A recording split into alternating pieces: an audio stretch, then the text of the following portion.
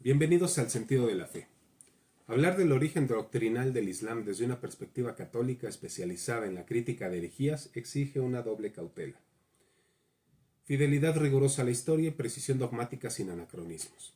El Islam, surgido en el siglo VII de la predicación de Mahoma en la Meca y luego en Medina, no fue clasificado por la Iglesia como una herejía interna, ya que su fundador no perteneció a la comunidad cristiana ni pretendió reformarla desde dentro. Sin embargo, los grandes autores cristianos de los siglos VII al XIII lo encuadraron como un error post-cristiano que, tomando en cuenta elementos parciales de la fe bíblica y de tradiciones cristianas heterodoxas, construyó una doctrina profundamente opuesta a los dogmas centrales definidos por los concilios ecuménicos. Por ello, para efectos de este análisis doctrinal, la categoría de herejía se utiliza aquí en sentido amplio como desviación respecto a la verdad revelada. La figura de Mahoma emerge en un entorno religioso plural donde judíos, cristianos monofisistas, nestorianos y comunidades ebionistas residuales coexistían con el politeísmo árabe. La historicidad de estas influencias está parcialmente documentada, aunque muchas tradiciones antiguas cristianas como las de Juan Damasceno y Teófanes insisten en que su formación doctrinal fue fragmentaria y derivada de fuentes heterodoxas, lo que implica la configuración de un monoteísmo estrictamente unitarista, incompatible con la fe cristiana. Trinitaria. El núcleo del error se encuentra precisamente en esta negación de la Trinidad y de la divinidad de Cristo, un rechazo que no solo contradice la definición niceno-constantinopolitana, sino que también desfigura la antropología cristiana, pues la identidad del ser humano solo se comprende plenamente a la luz de la encarnación del Verbo. Desde este punto de vista antropológico-teológico, cualquier doctrina que niegue la unión hipostática o la filiación divina del Hijo acaba alterando la visión del hombre, de la humanidad. La fe cristiana sostiene que el ser humano alcanza su plenitud en Cristo, verdadero Dios y verdadero hombre. Por lo tanto, si Cristo no es Dios, entonces la vocación del hombre a la comunión con el Padre se vuelve inaccesible. El Islam, al presentar a Jesús como un profeta creado, aunque honorable, rompe el eje cristológico que sostiene la dignidad humana elevada por la gracia. Y al rechazar la crucifixión, niega la revelación suprema del amor divino, reinterpretando la historia de la salvación en claves que deshumanizan al hombre al privarlo del Redentor. En este momento mostramos con rigor académico el error doctrinal desde la perspectiva católica. Examina su impacto histórico y expone la respuesta ortodoxa elaborada por los padres, apologistas y teólogos. Finalmente, ofreceremos una advertencia escatológica sobre la persistencia del error en clave histórico y espiritual, atendiendo tanto su génesis como su proyección en el tiempo, sin caer en reduccionismos polémicos, pero sin omitir la gravedad objetiva de las negaciones doctrinales implicadas. Comenzamos. La península arábiga del siglo VII consistía en un mosaico religioso en el que convergían influencias semíticas antiguas, el politeísmo tribal árabe y las tradiciones abrahámicas.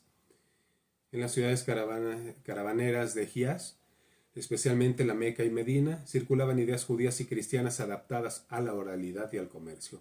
El cristianismo presente en la región no era uniforme. Las fuentes patrísticas, así como cronistas bizantinos como Teófanes, mencionan contactos con el nestorianismo, el monofisismo y posibles grupos ebionitas. Esta corriente, al rechazar la divinidad plena del Verbo o al minimizar la humanidad de Cristo, constituían formas imperfectas y ya condenadas del cristianismo que podían ser fácilmente malinterpretadas al transmitirse oralmente sin la supervisión doctrinal de un patriarcado o de algún obispo. En este contexto aparece Mahoma, un comerciante de la tribu de Quraysh, sin pertenencia formal a ninguna comunidad cristiana. Su predicación pública comienza hacia el año 610 tras experiencias religiosas personales que él atribuyó a revelaciones de un mensajero divino. Estas experiencias, según las fuentes cristianas tardías, pudieron haber sido intermediadas o interpretadas por consejeros provenientes de comunidades heterodoxas. Aunque no existen datos concluyentes sobre nombres concretos, la tradición polemista medieval menciona a un monje nestoriano conocido como Bahira o Sergios, aunque los historiadores modernos consideran incierta su existencia. Lo importante aquí en el marco doctrinal no es la biografía exacta de esas figuras, sino la constatación de que la península arábiga poseía un clima religioso apto para la construcción de un monoteísmo radical separado de la tradición trinitaria.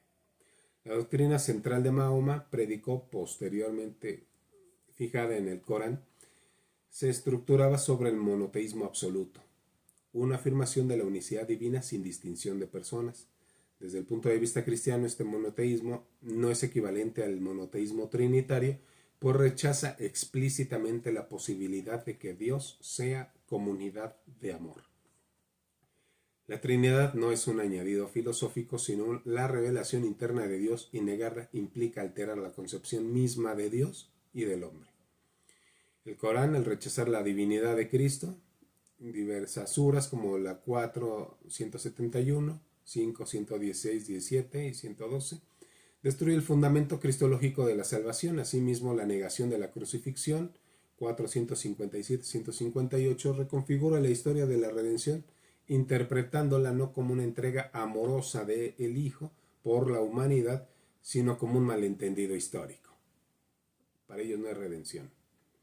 El Islam también introduce una visión específica de la revelación, la doctrina del Tahrif, según la cual los judíos y cristianos habían corrompido intencionalmente sus escrituras, haciendo necesaria una nueva revelación definitiva confiada a Mahoma, proclamado como sello de los profetas 33:40. Esta estructura revela una comprensión cerrada de la historia salvífica, contrapuesta a la visión cristiana que reconoce la plenitud de la revelación en Cristo sin necesidad de añadidos posteriores. Desde el punto de vista eclesiológico e histórico, el surgimiento del Islam generó una transformación sin precedentes. Apenas en un siglo, los territorios más antiguos del cristianismo, Siria, Palestina, Egipto, el norte de África, pasaron del Imperio Romano Bizantino a manos del nuevo califato. Cristianos y judíos quedaron bajo el estatuto del Dhimma, conservando su culto pero perdiendo influencia política y social. La Iglesia, enfrentada en una nueva civilización religiosa emergente, comprendió que ya no se trataba de un cisma interno, sino de un desafío que exigía una defensa integral de la fe. La figura de Mahoma como heresiarca debe entenderse en un sentido analógico, pues no pretendió reformar el cristianismo desde dentro. Sin embargo, desde la perspectiva doctrinal, su enseñanza recoge y reformula errores preexistentes, dándoles una nueva proyección. La negación de la divinidad de Cristo no es novedosa, encuentra antecedentes en el arrianismo y en las cristologías adopcionistas. Del mismo modo, la interpretación del Jesús histórico como mero profeta se vincula a tendencias ebionitas. El Islam sintetiza estas visiones fragmentadas dentro de un monoteísmo radical y conforma un relato religioso que se presenta como restauración del monoteísmo abrahamico. La génesis del error puede ser analizada teológica, histórica y antropológicamente. En el plano histórico surge como reacción contra el politeísmo árabe y contra la complejidad doctrinal del cristianismo, que transmitido oralmente en versiones heterodoxas podía parecer contradictorio. En el plano teológico, el error nace de una insuficiencia metafísica, la imposibilidad de concebir en Dios una comunión personal interna. El Tauhid islámico reduce la unicidad divina a una unidad monádica absoluta. Esta comprensión unitaria impide la posibilidad de que el Hijo consustancial y de un Espíritu Santo personal, de modo que la encarnación no solo resulta rechazada, sino inconcebible. La encarnación desde una perspectiva islámica no es necesaria porque Dios no necesita unirse a la creación. Desde la perspectiva cristiana es esencial porque Dios, siendo comunión de amor, entra en la historia para elevar así al hombre. Así, desde la antropología cristiana, el Islam presenta un modelo de relación Dios-hombre basado en la obediencia absoluta a la ley revelada, sin participación ontológica en la vida divina. El hombre no es llamado a una comunión filial con Dios, sino a una sumisión total. La palabra Islam significa precisamente sumisión, no amor. Esto revela un giro antropológico decisivo. El hombre deja de estar orientado a la participación en la vida trinitaria y queda reducido a un servidor completamente externo al misterio divino. La negación de la crucifixión intensifica esta ruptura antropológica. Si Cristo no murió, no hay acto redentor. Si no hay acto redentor, el hombre no es sanado ni elevado. La cruz es el acto máximo de amor que restaura la unidad entre Dios y el hombre. Negarla implica rechazar la lógica de la gracia. Desde esta perspectiva, el error no es solo doctrinal, sino también antropológico.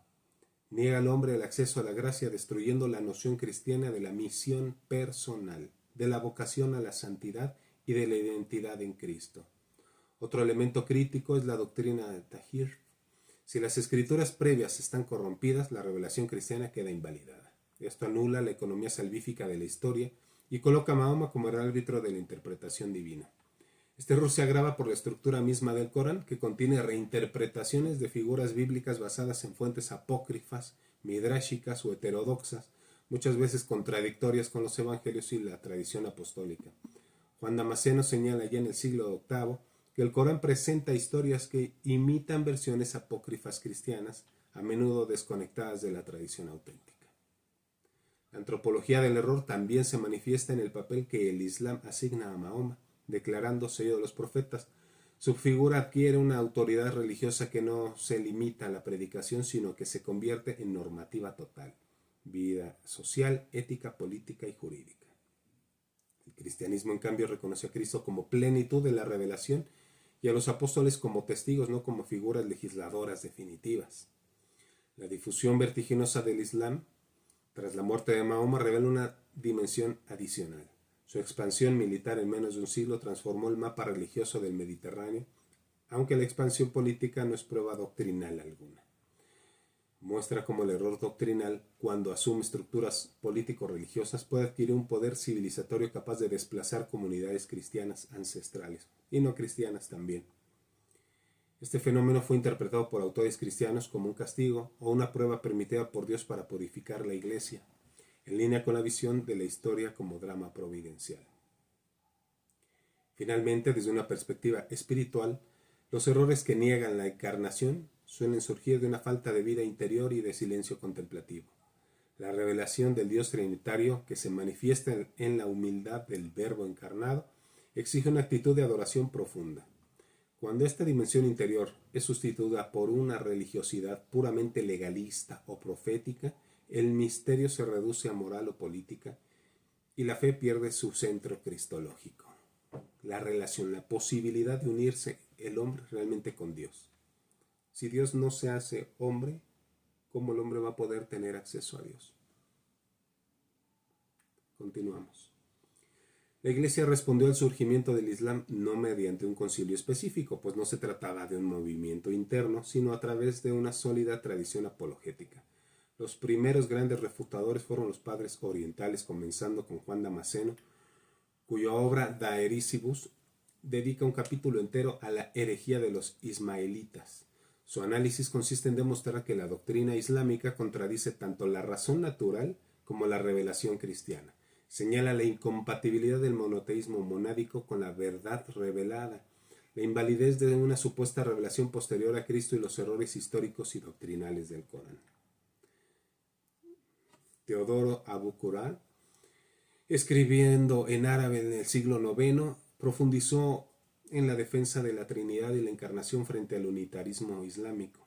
Su enfoque consistió en demostrar que la comunión es un atributo superior a la soledad y que la Trinidad no contradice la unidad divina, sino que la perfecciona. El monoteísmo islámico, al negar esta comunión interna, ofrece una visión empobrecida, deficiente, carente de Dios. Autores bizantinos como Nicetas de Bizancio, en su Refutatio, profundizaron en el análisis lingüístico y filosófico del Corán, evidenciando contradicciones internas.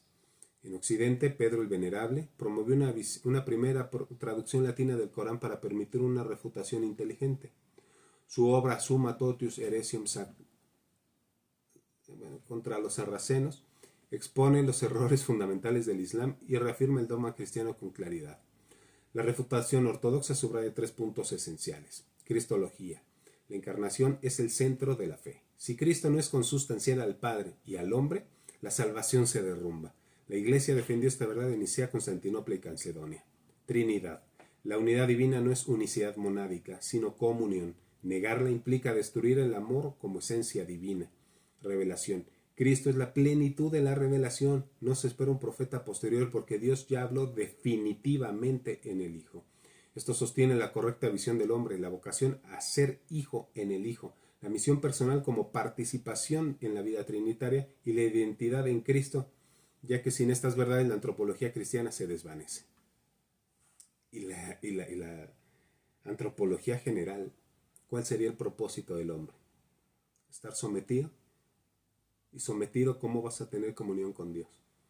El Islam como fenómeno religioso y civilizatorio ha persistido durante 14 siglos y continúa expandiéndose. Su fuerza no puede entenderse sin reconocer que responde a una necesidad humana profunda. Es el deseo del orden moral, de claridad teológica y de identidad comunitaria. Sin embargo, desde la fe católica, su doctrina sigue representando una negación de los elementos esenciales del cristianismo: Trinidad, encarnación, cruz, sacramentos, plenitud de la revelación. Tan parecido a los protestantes que niegan los sacramentos, la acción de Dios a través de la creación. En la visión escatológica cristiana, los errores doctrinales no son meras equivocaciones intelectuales. Forman parte de un drama histórico que prepara o configura el escenario del combate final entre la verdad y el error. El rechazo de Cristo como Dios y Salvador ha sido tradicionalmente considerado un signo precursor de la apostasía. No se trata de identificar al Islam con ninguna figura escatológica concreta, sino de reconocer que cualquier sistema religioso que niegue la divinidad de Cristo participa objetivamente de la lógica del anticristo, entendida como oposición doctrinal al Hijo. La persistencia del error, sin embargo, debe leerse no como fracaso de la Iglesia, sino como oportunidad para la purificación. La historia muestra que donde el cristianismo pierde su vida interior, como ahora en Europa, su silencio, su adoración, su fidelidad doctrinal, surgen movimientos que ofrecen certezas simplificadas o leyes más accesibles que el radicalismo del Evangelio. El Islam, con su estructura jurídica y su clara separación entre creador y criatura, ofrece un sistema coherente pero incompleto que puede atraer a quienes han perdido el sentido de la encarnación y la cercanía con Dios. La Iglesia debe responder con claridad teológica y caridad pastoral y fidelidad absoluta a la verdad revelada. El diálogo interreligioso no puede basarse en la renuncia doctrinal, sino en la caridad sin ambigüedad. Comprender el error no implica aceptarlo. Amarlo como se ama a toda persona no significa callar la verdad.